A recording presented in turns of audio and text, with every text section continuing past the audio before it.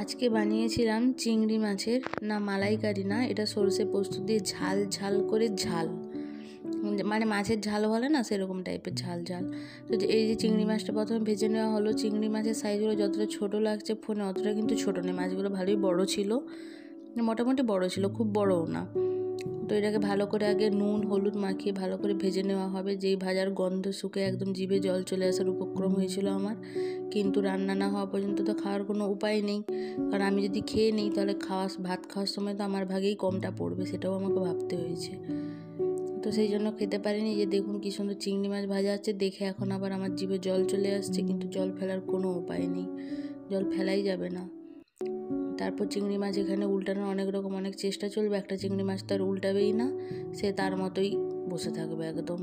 এবারে হয়ে গেছে ভাজা, তাকে ভালো করে হাতায় করে তুলে নেওয়া হচ্ছে, কারণ এই কাঠের খুন্তি দিয়ে চিংড়ি মাছ তোলার সাধ্য আমার আর হয়ে ওঠেনি। অনেকক্ষণ চেষ্টা করেছিলাম, যেটা আপনাদের সাথে শেয়ার করিনি, কারণ করলে অনেকটা বড় হয়ে যেত আর আপনারাও দেখতে একদমই পছন্দ করতেন না। ওই তেলের মধ্যেই কুচিয়ে রাখা পেঁয়াজ দিয়ে দেওয়া হলো।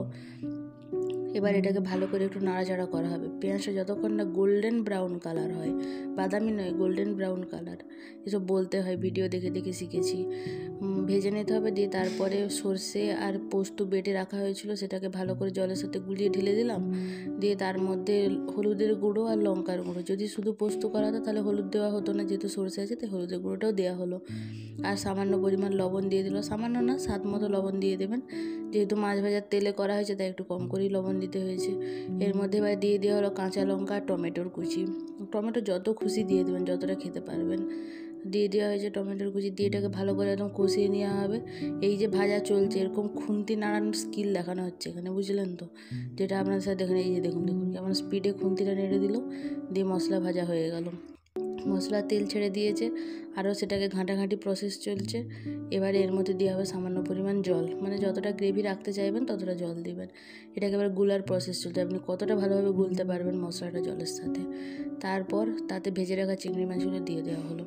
এটাকে আবার ভালো করে একটু নাড়িয়ে চাড়িয়ে ভালো করে সেদ্ধ করতে হবে, মানে সেদ্ধ ঠিক না, যাতে চিংড়ি মাছটায় মশলাটা মাখানো হয়ে যায়, চিংড়ি মাছের ভেতরে একটু মশলা ঢুকে যায়, চিংড়ি মাছের ফ্লেভার যাতে একটু মশলার মধ্যে চলে আসে, সেই বিষয়ে একটু লক্ষ্য রেখে এই যে দেখুন আবার খুন্তিতে নাড়িয়ে চাড়িয়ে তার মধ্যে ভালো করে একটু ফুটিয়ে হয়ে গেল রান্না কমপ্লিট। ভাত দিয়ে খেতেও শুরু করে দিলাম। কেমন লাগলো কমেন্ট করে জানাবেন, ভালো লাগলে লাইক করবেন। ধন্যবাদ ভিডিওটি দেখার জন্য।